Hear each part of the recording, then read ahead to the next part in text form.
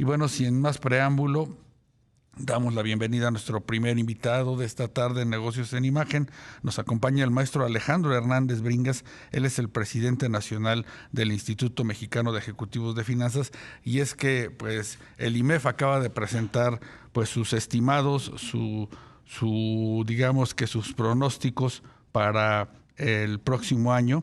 Y bueno, también como parte de esto, pues también hubo humo blanco en la presidencia nacional de este instituto. El ingeniero civil José Domingo Figueroa será, digamos que el quien sustituirá a partir de enero a Alejandro Hernández Bringas, pero bueno, que nos los platique el maestro Hernández. Buenas tardes, Alejandro. ¿Cómo estás, Rogelio? Buenas tardes. Me da mucho gusto saludarte a ti y a tu auditorio.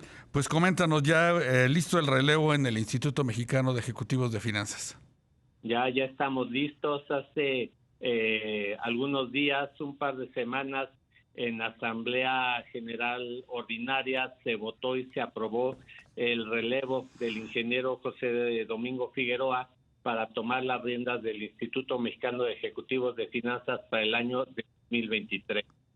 Tomará la estafeta, digamos que pues en un año pues complicado para la economía, de acuerdo pues a sus nuevos estimados. Sí, es un año difícil, complicado. La debilidad de la economía que se percibe en estos momentos hacen prever un año en donde tenemos que estar muy de cerca de los indicadores económicos. Al interior del IMEF, los socios sabemos que en estos años de el panorama es muy importante estar muy al pendiente de todos los indicadores económicos, puesto que esa es la finalidad, una de las finalidades de tener la información oportuna para la toma de decisiones de cada uno de los asociados en sus diferentes ámbitos de responsabilidad. Claro, Alejandro, hemos visto que desde el pasado noviembre pues se ven algunos signos de debilidad ya en la demanda interna, las ventas de ANTAD pues ya retrocedieron a pesar del Buen Fin. ¿Qué esperaríamos para el cierre de este 2022 en el tema de la actividad económica? Pues es un cierre un poco complicado. Además de estos indicadores que tú mencionas, tenemos una inflación que permanece alta, a pesar de que día a día, como el día de hoy que el INEGI publicó, tenemos una mejoría marginal, sigue siendo niveles muy elevados. El crecimiento del Producto Interno Bruto es moderado. Tenemos las tasas de interés, que eso complica mucho en la reactivación económica, por lo que significaría un apalancamiento financiero o un consumo a través de tarjetas de crédito. En cuanto a lo personal, las familias mexicanas hace mucho más difícil ir y recurrir al financiamiento. La inversión sigue creciendo ligeramente. El empleo, a pesar de que hay algunas estimaciones de incremento en los niveles de empleo de acuerdo al Instituto Mexicano del Seguro Social, vemos que no es tiempo completo, hay mucha informalidad en el empleo, lo cual no es bueno. El consumo se continúa contrayendo, las cadenas de suministro desgraciadamente siguen afectadas, no como hace algunos meses, pero en alguna medida siguen afectadas. Y siempre hay temas que nos preocupan, contingentes, como la situación geopolítica entre Rusia y Ucrania, el incremento en casos de COVID en China, ahora que levantaron las medidas de control en la pandemia. Sí, como tú lo dices, no es un cierre débil, un inicio de año 2023 débil, que hace que en general los organismos estimemos un crecimiento para el siguiente año alrededor de 1.2% del PIB. Sí, un crecimiento pues modesto y sobre todo que refleja ya la desaceleración, porque pues la mayor parte de los analistas consideran que 2022 terminaremos rondando el 3% en el Producto Interno Bruto. Así es. Nosotros, en el caso de la encuesta del IMEF, estimamos 1.2% el crecimiento para el año 2023. Banco de México es un poquito marginalmente más optimista. No tenemos que ver con tanta precisión si es 1.2, 1.5, 1.8. El caso y lo que nos debe de preocupar y ocupar es que el crecimiento es por debajo de lo que fue 2023, y 2023, como lo acabamos de comentar, no es un año con grandes crecimientos, por lo cual sí creemos que todos los que participamos y tenemos iniciativas o buscamos aportar para que se reactive la economía, nos tenga con constante vista en los indicadores económicos. Por supuesto. A propósito de ello, Alejandro, termina el PASIC 2, digamos que esta canasta de productos que se ha tratado de cuidar para pues evitar una escalada mayor de la inflación, pues se estaría revisando. ¿Cómo consideras que puede venir la cuesta de enero? Difícil. El mes de enero siempre es un mes difícil en donde el dinero no abunda tanto, por lo que significa el alto consumo en diciembre, y ese alto consumo de diciembre genera algún impacto en la inflación, y cuando a las familias mexicanas no les alcanza el dinero que tienen disponible, es cuando se recurre al financiamiento.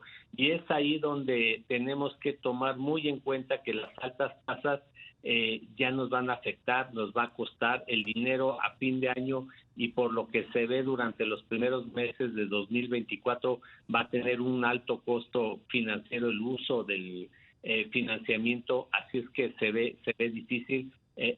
Ojalá, y como recomendación a las familias mexicanas, tenemos que entender que el costo en este fin de año y principios del año siguiente, el costo financiero de usar financiamiento es elevado.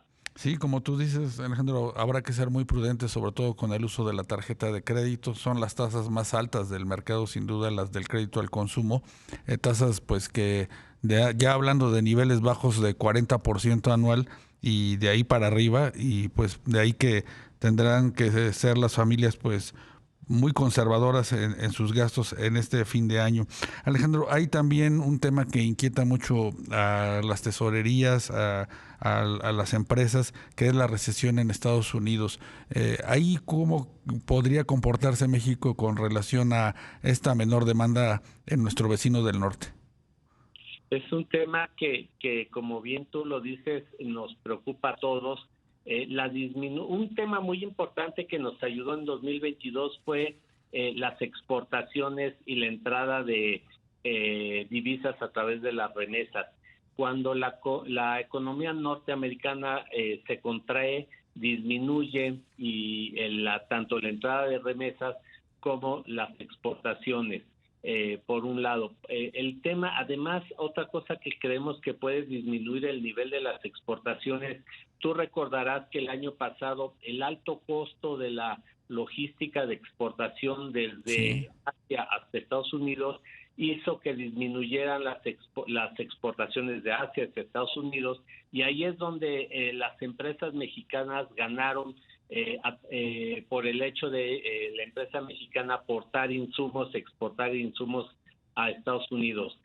También el conflicto económico entre China y Estados Unidos nos ayudó mucho en 2023 a posicionar de mejor forma a la empresa mexicana. Contestando tu pregunta concretamente, en la medida que la economía norteamericana, decrezca, desacelere, en 2022 estamos pensando que va a crecer la economía norteamericana 2%, pero para 2023 crecerá alrededor del 1%. Esto quiere decir la mitad, y eso es la desaceleración que nos debe preocupar, porque las exportaciones, las remesas se vendrán para abajo, y eso es algo que nos ayudó mucho en 2023 y en 2022, y que para 2023 será en menor cuantía. Esto viene a sumar a la preocupación que tenemos de una débil economía mexicana para 2023. Por supuesto. Finalmente, Alejandro, el tema político también de alguna manera impacta en las decisiones de inversión. Ha quedado, digamos que en el aire de alguna manera este plan B para, digamos que reformar todo la parte regulatoria de las elecciones. ¿Cuál es la posición del IMEF al respecto? Es de preocupación, y creo que debemos de tener un mejor ambiente en todos los aspectos. El plan B es algo que nos ha preocupado, y el IMEF ya se ha pronunciado en cuanto a la libertad de una institución tan importante como lo es el INE, tenemos que dejarla funcionar autónomamente. No creemos que el hecho de que el gobierno participe en las acciones del INE sea algo que ha de suceder. En años anteriores el INE ha demostrado su capacidad a través de la independencia que tiene, y así tenemos que seguir.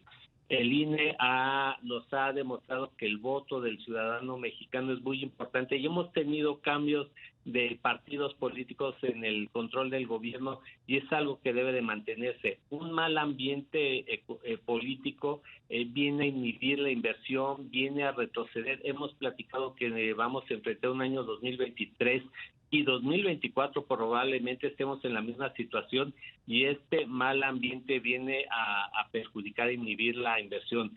Entre más inversión, más generación de empleo, más dinero a la familia mexicana, y tenemos que apoyar esta situación. Además del INE, tenemos el tema de la controversia del TEMEC, y estos son también cosas que debe sumar. Ojalá por supuesto, mejor ambiente político para que sume en la reactivación de la economía. Por supuesto. Pues Alejandro Hernández Bringas, presidente nacional del IMEF, gracias por acompañarnos en Negocios en Imagen. Te deseamos felices fiestas, pásala muy bien, y por supuesto, pues lo mejor para 2023 para ti y toda tu familia. Te lo agradezco mucho, Rogelio. Igualmente, un abrazo.